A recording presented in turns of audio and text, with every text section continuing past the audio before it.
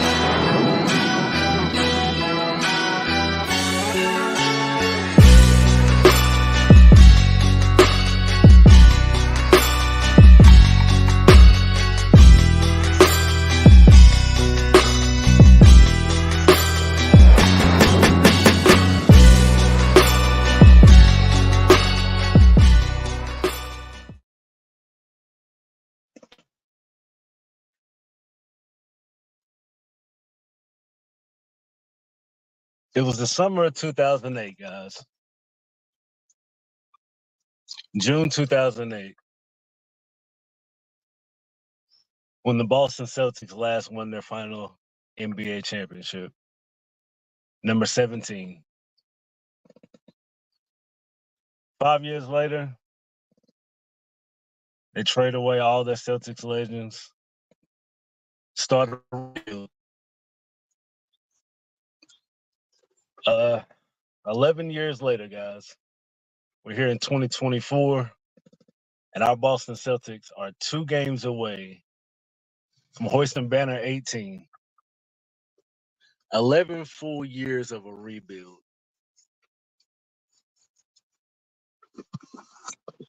Just goes to show how much time it takes from the bottom all the way back to the top. As far as the NBA is concerned, as far as team building and team management is concerned.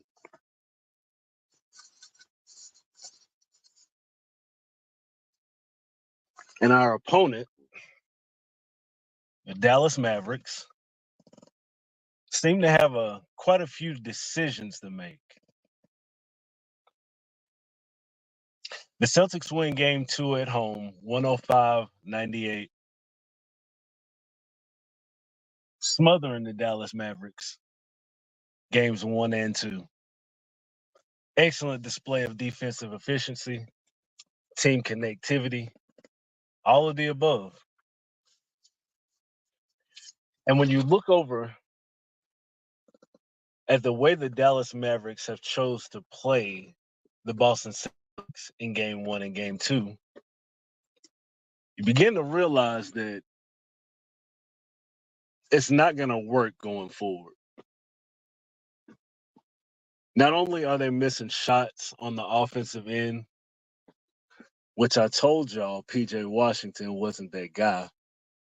Nevertheless, their true struggles have come on the defensive end of the floor. The Dallas Mavericks have chosen to take or make every game as difficult as possible for one Jayson Tatum. You take a look outside of his shooting efficiency, you begin to see a lot of the other things that he's able to do on the floor. But when you analyze the way that the defense is guarding him, you start to see these double teams on every possession. You begin to see the triple teams on every possession. And you realize that that's going to force some level of inefficiency to some degree for any player.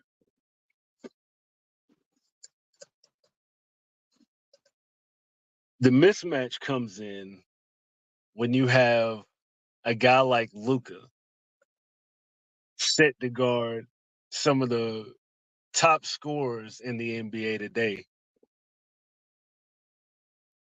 But I'm going to be absolutely honest.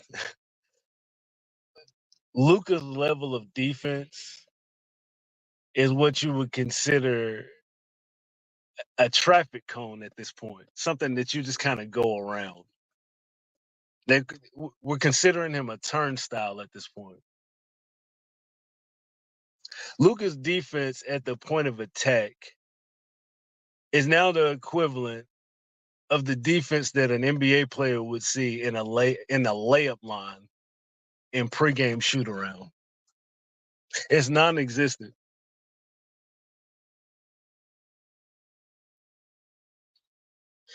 And because of the way the Mavs are choosing to defend Jayson Tatum, it's affecting their defense overall. These early and late double teams has their rotation on open shooters out of position. It's just not going to work. It's not efficient enough. The Celtics have too many stars. They have too many scorers. And if you're going to force feed the fact that we're going to stop Jayson Tatum, we're going to make everything that he does as difficult as possible. You created now point forward Tatum.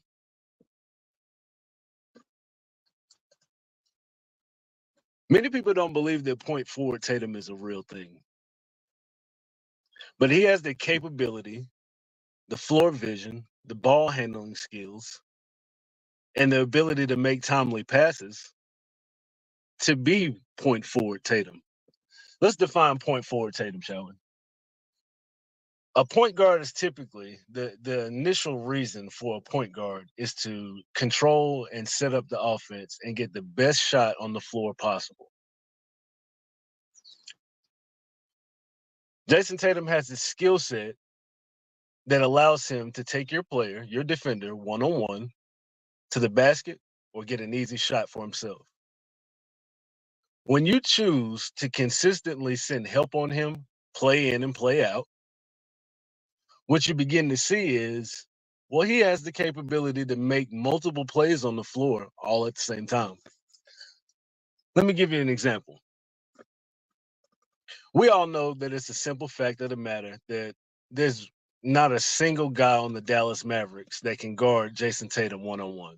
There's not a single guy on this team that can guard Jaylenbrown one-on-one at the point of attack, especially on drives. So you have to send help. You're required to send help. When that help arrives, you're now down a man in your defensive rotation because you're doubling one guy.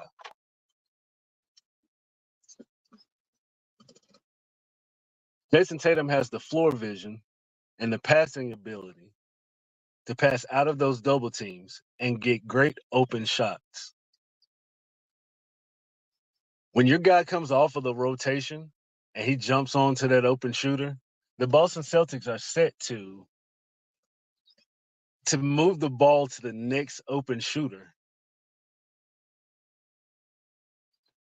And that's what's been so efficient about this offense these past two games. and realizing that Coach Jason Kidd is in a tight predicament. That's the reason for the mind games he tried to play prior to game 2. This guy comes out, right, and he wants to say, well, let's see if we can start some controversy. Let's try and stir up some trouble in their locker room. Goes to the media and wants to present the well-known fact, the well-known thing that everybody else has been saying.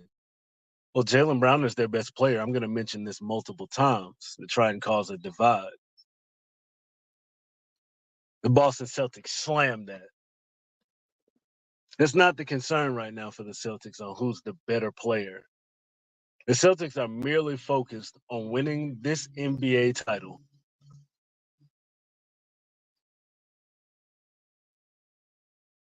Joe Mazzulla has witnessed the level of defense that the Dallas Mavericks can play. He's analyzed their adjustments, and he's realized the same thing that everybody else has realized. You got two options. Either you're going to continue this defense that you're putting on Tatum, you're going to continue doubling him and triple teaming him and forcing all the defensive attention towards him. He's going to keep making plays. He's going to keep getting open shooters, great shots. And this thing is typically going to go in the direction that we've already seen. Or B, you can leave Luka on an island alone with quite a few of the best players in the NBA today, and you can hope maybe that he has the ability to stay in front of these guys, or he has some type of I don't know what you want to call it, a omen, maybe, like I'm gonna be able to defend these guys. That's very unlikely to happen. You don't have the players around him to shade him versus a team like this, which is the reason why he has to come out of the game so often, because he's overworked on offense. He's overworked on the defensive end as well. There's no break time here. So as I said after game 1, what adjustments can you make when your guys just don't have the capability to do what you need them to do? When you look at Jason Tatum from last game, and you witness the fact that he has 12 assists,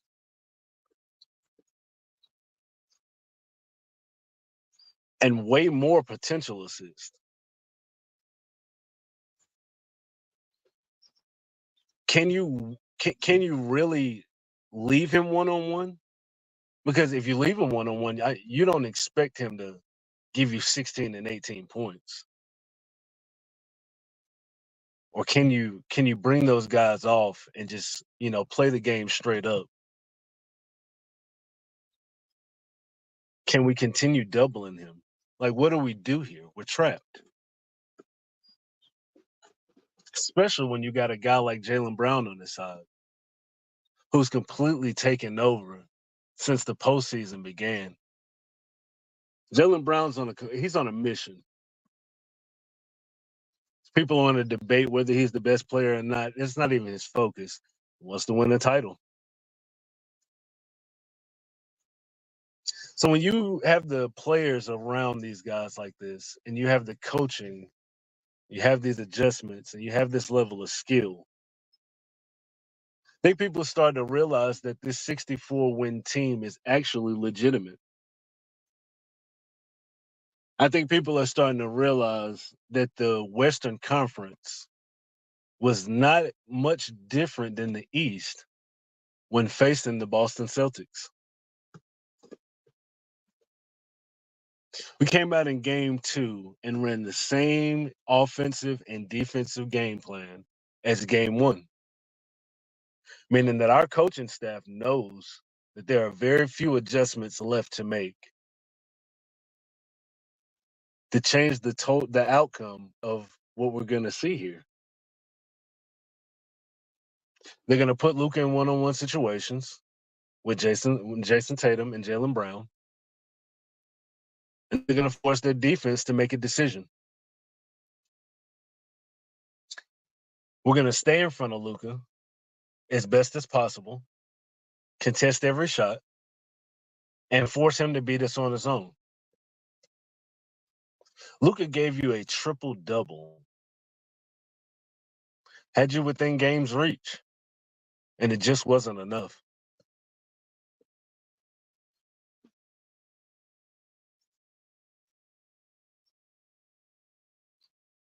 The Mavericks have 0% chance of adjusting to anything the Boston Celtics are throwing out right now. On either side of the ball, be it offense or defense.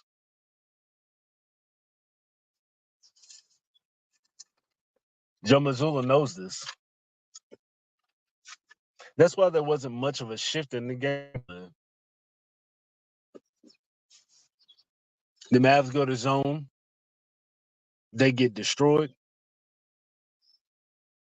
We got guards sitting in the dunker spot, down low, close to the rim, just waiting. We get the drive, the kick to the post. These guys are wide open. Easy buckets. You go to man-to-man. Kyrieirving and Lukadoncic aren't defenders. They're not well-known defenders. They're struggling right now.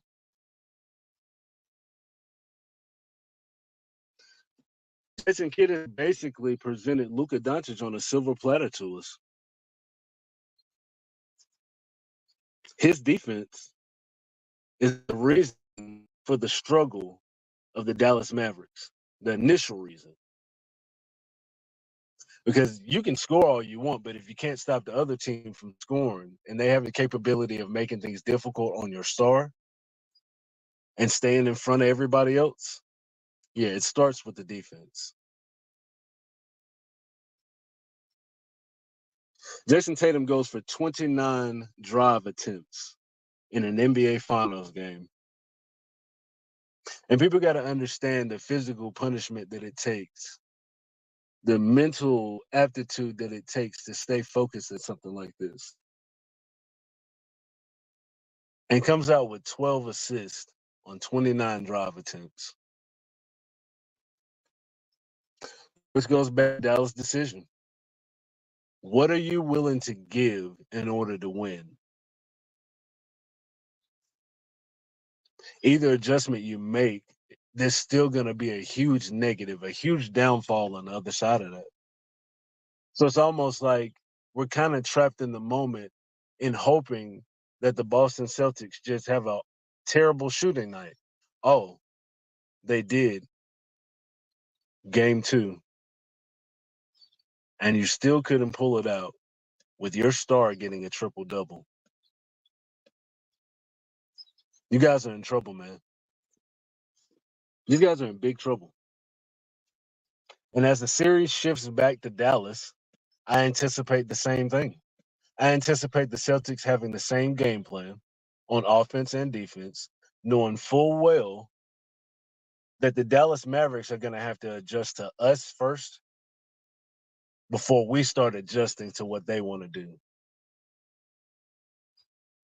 The Mavs were able to actually get a lead, a decent lead coming out in the start of game 2. Not one analyst, not one fan thought that that lead was safe. Because of the level of basketball we know that the Boston Celtics are able to go to. How about we get into the numbers? Let's compare the numbers. The Celtics ended the game 2, a +7. Dallas, of course, a -7. The Mavericks had 15 turnovers. 15 team turnovers. 8 of them by Luka. That's over half.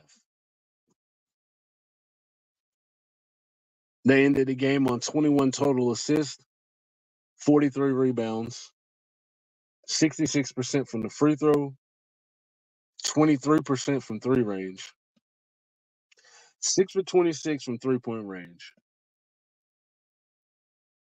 They managed to end at 47% from the field. Now, when you put that in comparison to the Celtics' 10 turnovers versus 15, 29 assists versus 21, the Celtics had 10 steals versus the Mavs 5. 95% from the free throw, 19 for 20. We shot 25% from three-point range at 10 for 39, 45% from the field. If you actually expect the Celtics to give you 10 for 39, 25% from three-point range again, and you couldn't beat them in game 2, this isn't a performance that's going to repeat.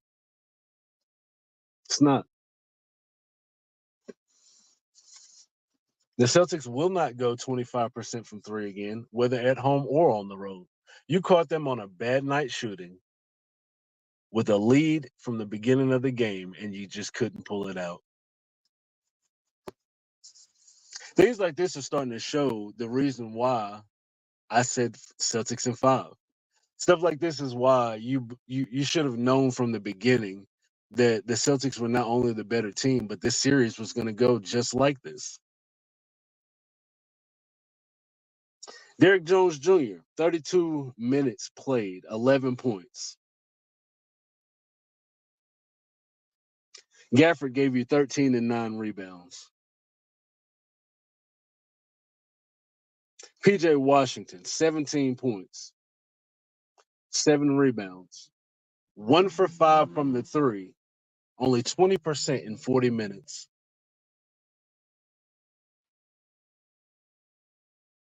Kyrieirving has been struggling in this series.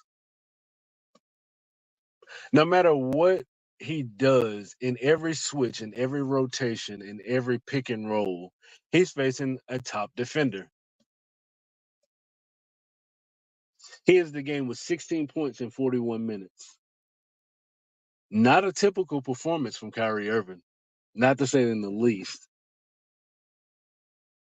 0 for 3 from three-point range, 0% again in game 2, game 1, 0% from 3. 39% from the field, man, 7 for 18. That's not going to cut it from your backup guy when it's only two of you who have the ability to put the ball on the floor, create shots for yourself, and create shots for the rest of your team. It's been well stated that Kyrieirving is the moral leader of this team. He's the heart of this team. He's what drives them, right? Not Luka. This has been well reported from Dallas, every analyst, from everyone. This is well known. And your heartbeat is only giving you 16 points, 0 for 3 from 3. 39% from the field. It's not going to cut it. To even get this series back to a point where people can say that it's actually competitive, Kyrieirving is going to have to step up. There's no ifs, ands, or buts about it. He has to play better in order for this series to even be competitive. Then we scroll down to Luka. Luka played 42 minutes on a body that doesn't look too healthy. Luka came into this game damn near wrapped up in a body bag. I mean, he had wraps on his knees, his ankles, his torso. I mean, heating pads all over the place. The guy looks like he's like 97 years old, but we're gonna leave that alone. 32 points for Luka, man, on 42 minutes. He goes 12 for 21 from the field. That's 57%, man. He's giving you all he's got. 4 for 9 from three-point range, 44%, man. 11 rebounds, 11 assists. There's your triple-double. Let's combine that with 4 steals. Sounds like a great game until you look at these 8 turnovers. That's where the defensive clamps come in on the Celtics. Luka's going to get his points. He's typically going to get his assists, too. He's not shy about getting rebounds. He'll get in there and bang with a couple guys. But every shot that he takes is difficult. Every step back, every fadeaway, there's somebody in his face. There's always a hand up. There's always a guy there. He's not getting anything free. He's got to earn everything he's gotten. Had he not been playing against the Boston Celtics, Luka would probably have 50 points in this series every game. Game 1, game 2, he probably would have gave any other team 50 points in both games. But he's alone right now, man. He's Dallas's single cowboy out there.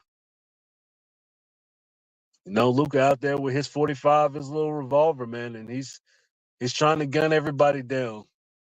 But Boston got too many guys coming for him, left and right and center. He's always facing something. He gets no breaks on the defensive end. He has nowhere to hide. He's on full display right now. And then when you look at the fact that 4 of his bench guys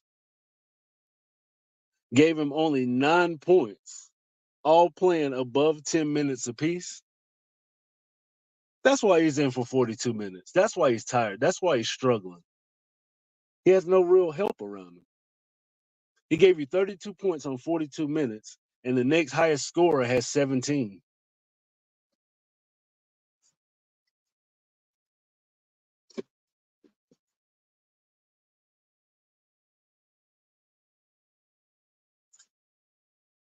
Nine points out of 4 of your bench guys, man. 9. You compare that to 3 of the Boston Celtics bench players, right? 17 points off the bench from those 3 guys. One in which being KP, Kristaps Porzingis. Now, obviously, he's not a bench player, but he's coming off the bench in this series, coming back from injury. They're keeping Kristaps around 20 minutes that I can see anyway in these first 2 games. And he's been very, very efficient. You get your 12 points, your 2 blocks, 1 assist, 4 rebounds. Plus 12. Highest plus minus on the team from this game. It's exactly what you would expect.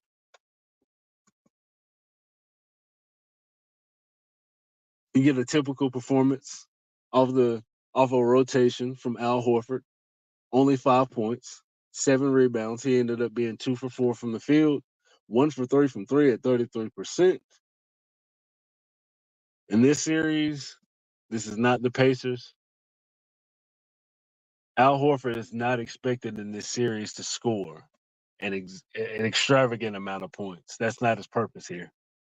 For every team, every player on this team, for every team that we play, every player on the Boston Celtics ends with a different responsibility.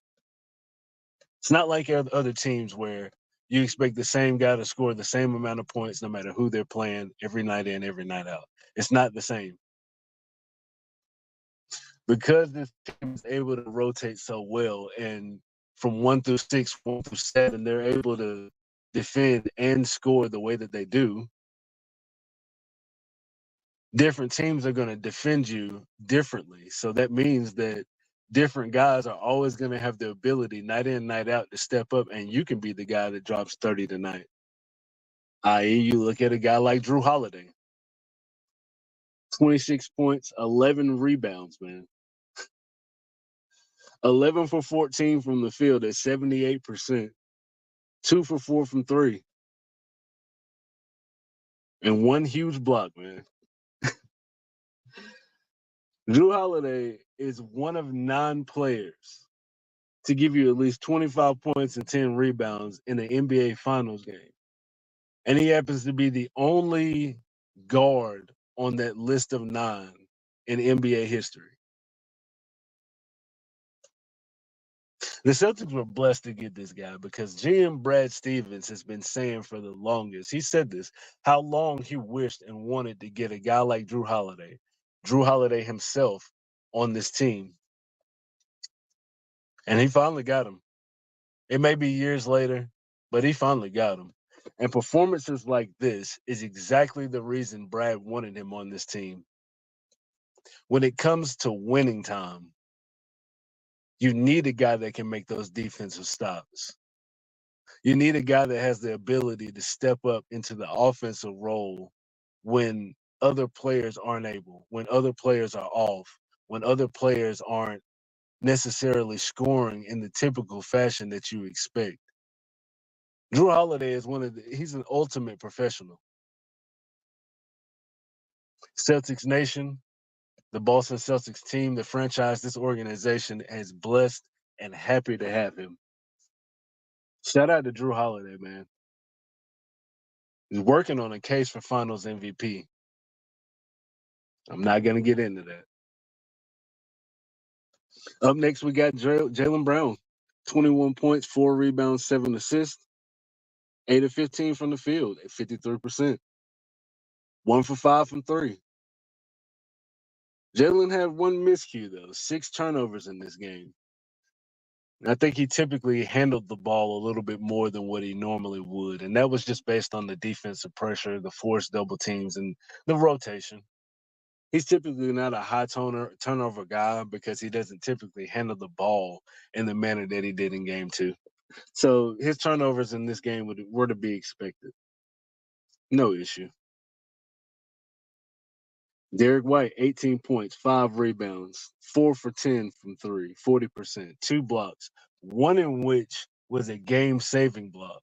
Where, we got a lot of people who are trying to use this against the Celtics to say, well, Jaylenbrown fouled PJ Washington on that last dunk that would have forced the game down to 3 points, which, come close to NBA games. If you're only got a 3-point lead, you're not really safe. No lead is safe in the NBA, especially single-digit leads coming down to the final minutes.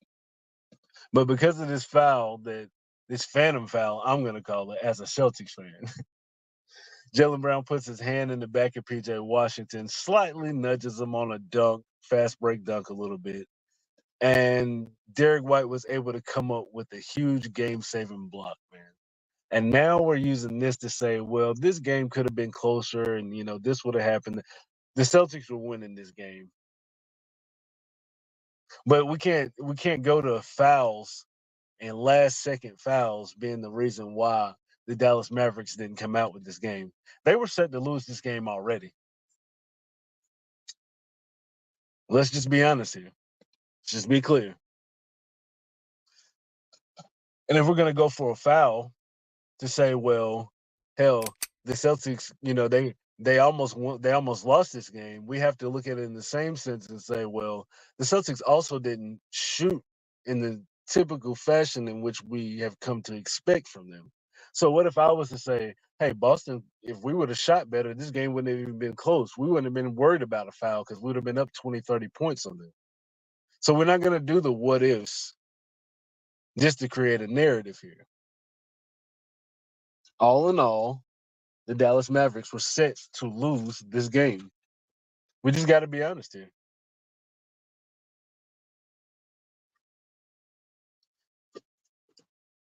Really, for me, more so than anything, it's the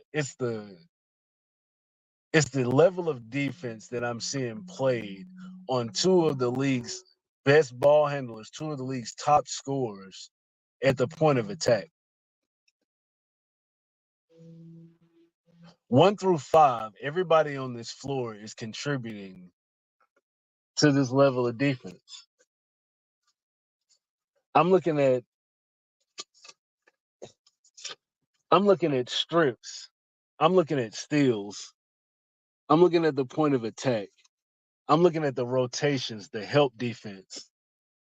We're looking at timely switches here. And when you put all of that into perspective, you start looking at full team connectivity. The Boston Celtics are playing as a unit. They're playing as one.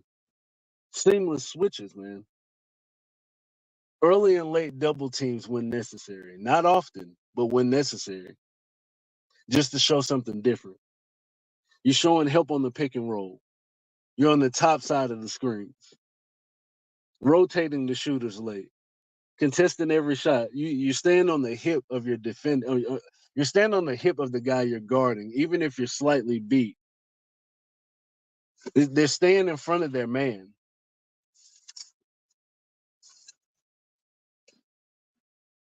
Complete lock. They're completely locked in. And while shots aren't necessarily falling at the rate we've, like I said, become accustomed to, you're seeing the flow of this offense, and you say, well, these guys are missing open shots, but the open shots are still being generated. So do I expect the Boston Celtics to shoot another 20, 30% from the three-point line? No, not at all. And even when that's going on, I'm witnessing the level of coaching from a second year coach to say something's not right here. Let's adjust to this. And when these adjustments are made, we're looking at guards down in the dunker spot getting free floaters, unguarded, untouched. So now we have to adjust to that. Now I got to leave a big man down there closer to them, which leaves an open shooter somewhere on the floor. The zone isn't working. The man isn't working because this team is too well connected from the front office all the way to the janitor's closet. I've listened to everybody speaking the same message in unison. When you hear players go into interviews and have one-on-ones outside with the media, and you listen to post-game and pre-game speeches, and everyone is all preaching the same message. And when I heard that, and when I realized that, I realized how locked in and how connected this team really is. When every player on your roster is repeating the same jargon from the coach, we're all preaching the same message. We're all saying the same things here. We're all moving in one on the floor and off the floor. There's been no drama with this team all season, on the court or off the court. For 82 games and for 4 series straight, we've seen this team absolutely locked in, 100% locked in. Through all the coaching questions, through all the media narratives, through all the distractions that have been trying to present themselves, this team has remained professional and poised in all situations. And that's why you end up with the result that you get today.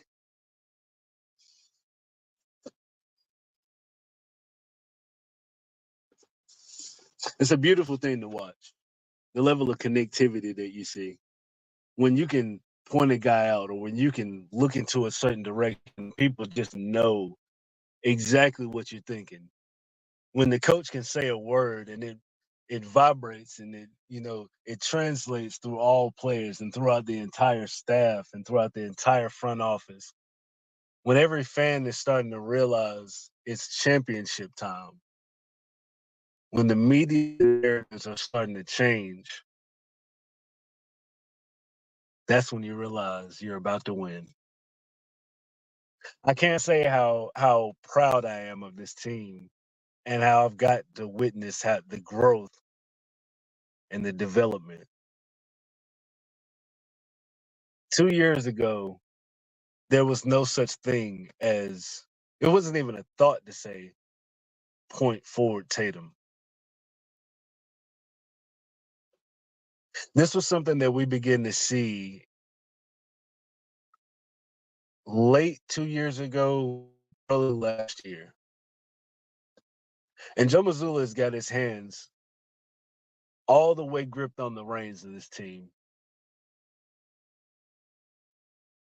He's transitioned Jason Tatum from a scorer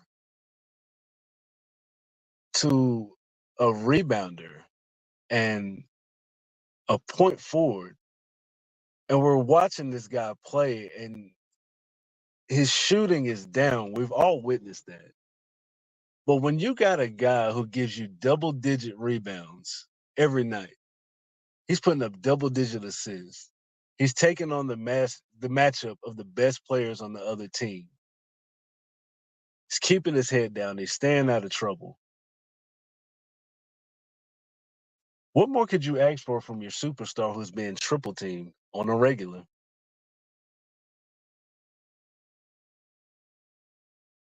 He doesn't need finals MVP.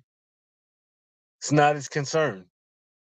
This entire team isn't worried about individual accolades. That message has been vibrated from the top all the way down. It's not what it's about. And I think that Tatum understands that now, which is the change that you see in his play. I got the team around me now the way I don't have to put up 30. I can give you 20, 10, and 10, and we can win by 20 plus. Because at the end of the day, what's more important? Your individual accolades, your finals MVP, your Eastern Conference Finals MVP, your regular season MVP, a scoring title. Like, none of that matters at the end of the day when you continue losing year in and year out. This team is poised to win a championship, especially when you're facing a team that has no clear-cut answer for you on any end.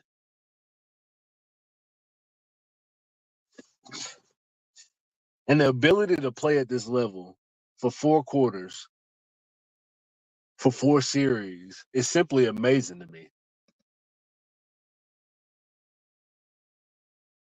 This point forward Tatum thing is what's actually elevated this team to the point that they're at now. Yes, of course, bringing Chris in is going to change the way that we slightly play defense. But this team was in rotation. We played defense. We switched on everybody prior to Porzingis even getting here. So this is already the way that we had this team set up anyway. The 3-point margin that you saw last year is typically the same as what you see this year. Bringing in Drew Holiday was more of a defensive assignment and a focus assignment more so than a change for this team. Drew Holiday and Marcus Smart are typically the same player. It's just Drew is more efficient on the offensive end. That's not what this was about. Your star player drawing the defense on every possession, whether it's he's drawing them physically or just drawing their attention. It matters not. This is what's caused the shift in the Boston Celtics play. And I just want to put this out there because I don't think many people are talking about this. Maybe not even in the manner that I'm using of the terms. I just want to put this out there. Point forward Tatum is a real thing. Point forward Tatum is a problem. It forces you to make decisions that you don't want to have to make.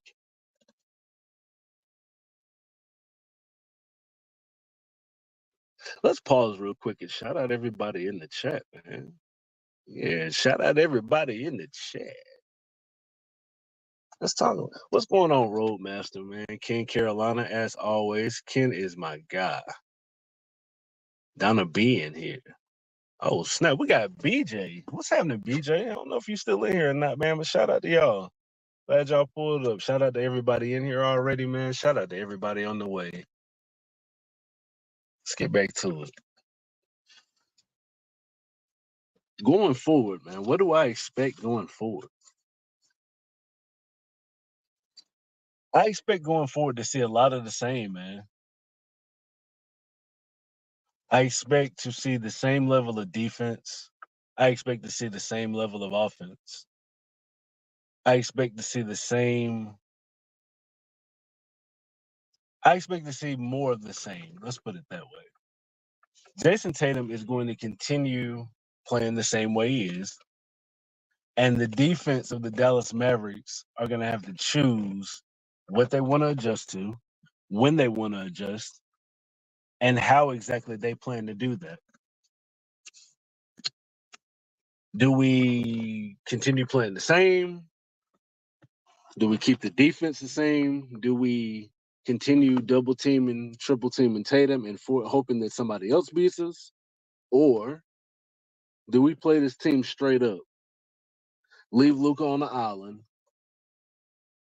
and just allow the Celtics' best players to switch him in and out and just destroy him?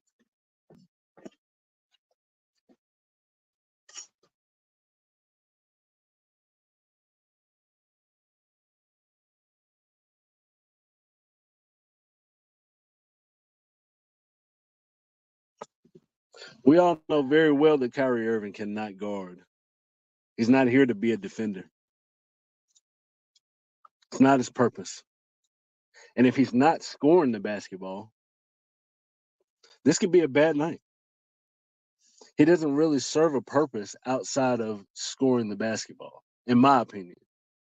He has a level of defense that he can play, but he's not really here to defend. That's not his purpose. So with that being said, you got your two stars who are going to be put in rotation over and over again. What can you do at this point? You're looking at the same numbers I'm looking at. You're looking at the same level of efficiency. You're looking at the same defense, the same offense. What can they do?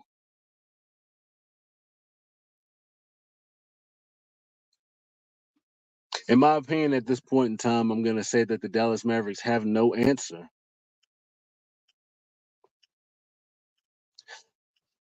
When your head coach is going to the media to try to play mind games with the other team,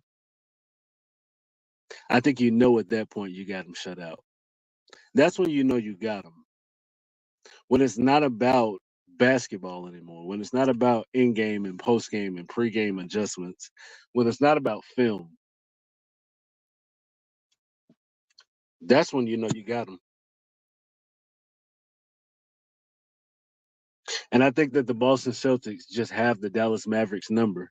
I'm under the impression that this is just a plain bad matchup for the Dallas Mavericks. I don't think that they have the capable defenders. I don't believe that they have the capable scorers to make this series into a series. Now, while I did say Celtics in 5, because I do anticipate the Dallas Mavericks having one really hot shooting night. I'm going to be honest. I can expect that. But all in all, in order to beat Boston at this point in time, going into Game 3, you're going to have to win 4 of the next 5 games. I'm not even absolutely sure, based on the injury report, if Luka's going to be able to make it 4 of the next 5 games, let alone win them, let alone play at a high enough level to even make this competitive. What do? You got some decisions to make, Jason. Jason Kidd has some serious decisions to make. The Dallas Mavericks as a team have some serious decisions to make. Because time's winding up. We all know that there is no team who has come back and won a series being down 3-0. It's not something that's happened in NBA history. It's not something that we anticipate happening with the team that we're facing right now. Celtics in 5.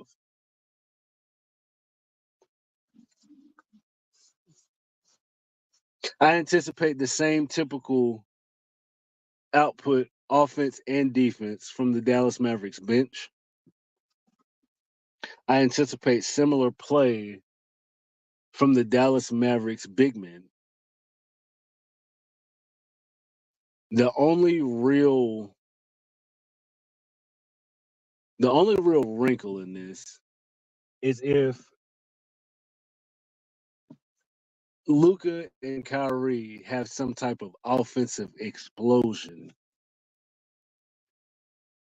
Now, while we all know, typically, going home, your role players usually play better. Normally, your role players play better at home. But we've had the ability to show that as a team, we play well at home and on the road in the playoffs. Over the past few seasons, playing, with this Boston Celtics team playing, we've gotten to realize that they typically play better on the road in the postseason than they do at home. Everybody knows this is a well-known fact. So, do the Mavericks even have an actual shot at home? Some of the Celtics' best shooting performances have come on the road in the postseason. While it baffles me, while it's strange and baffles everyone, this is the result that we've gotten. It is what it is. And personally, as I said, I anticipate seeing more of the same. I think that the Celtics are going to come out and shoot better in game 3 than they have in game 1 and game 2. I think that because of the amount of pressure that the Boston Celtics have put on Dallas to make a decision, I think that we're going to ultimately see a better performance from Jayson. I'm not sure if the Dallas Mavericks believe that they can continue playing the style of defense that they're playing right now and feel like they actually have a chance to win. Jason Kidd has realized that the defense, the style of defense that they're playing, is not conducive to winning. Not against this team.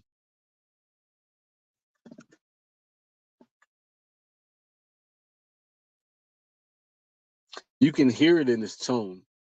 He's very mild right now. And Jason Kidd never off the wall guy, but he's super mild right now. And I'm looking at the body language and the expressions from the players on the Mavs, and it begins to look to me like mentally, in the back of their head, somewhere in their heart, they're starting to accept the fact that maybe I just ran across something that was greater than myself. While Luka may be very well the best and most efficient scorer on the floor, as I said in the very beginning, the Celtics have the better team. And I'm going to go with the better team over the better individual. You're talking about a game that's 5-on-5. I'm thinking that Coach Joe Mazzulla is really starting to round into shape as what he is going to be as a head coach. You're talking about a second-year head coach who entered the Eastern Conference last year, bounces back, wins the Eastern Conference Finals this year, and is 2 games away from an NBA championship. And we can't overstate the fact that this is something that's very difficult to do. Not only not having any NBA head coaching experience, but to be thrust into the position and succeed. This is only 2 years of Coach Mazzulla implementing his offense and implementing his defense and implementing the style that he wants his team to be in. He's just now getting into the point where his impression is starting to be made, not only on the media, but on his team and on the fans. And we're starting to get a good look at who Joe Mazzulla really is, his coaching style, and what he expects. And it's only year 2.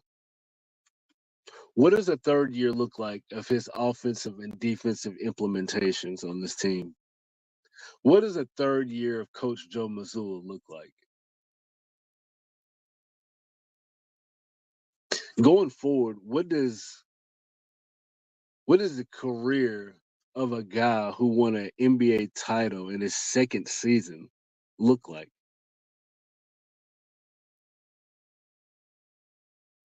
This team is all under contract. We got 2 free agents in the main group coming up. Derek White, Al Horford. Next year. We still got him for another year. So we're bringing all the same guys back to do this again.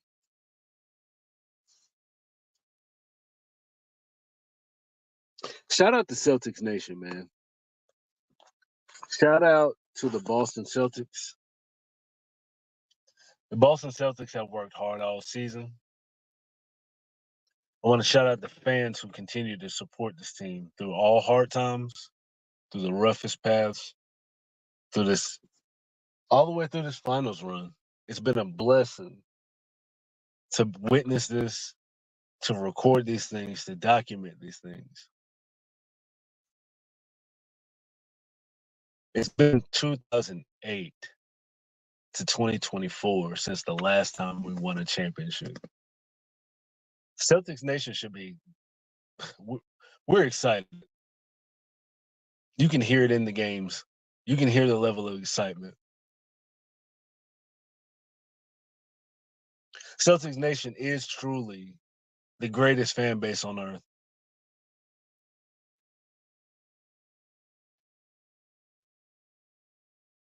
I can't wait to celebrate this. We got to get through games 3 and 4. I know we're all hoping for a sweep. Even I've been talking a little crazy sometimes, man. You know, we got to get through this thing first. But the writing is on the wall. And whether it be the health of Kristaps Porzingis or not, from the very beginning of the playoffs, I stated the fact that I anticipate the Boston Celtics winning an NBA title with or without him. Now, while we would love to have him, while we definitely need him to make the game easier and his level of contributions, and we know that he wants to participate in winning a championship. The Celtics got to win with or without him. And that's exactly what I expect, man.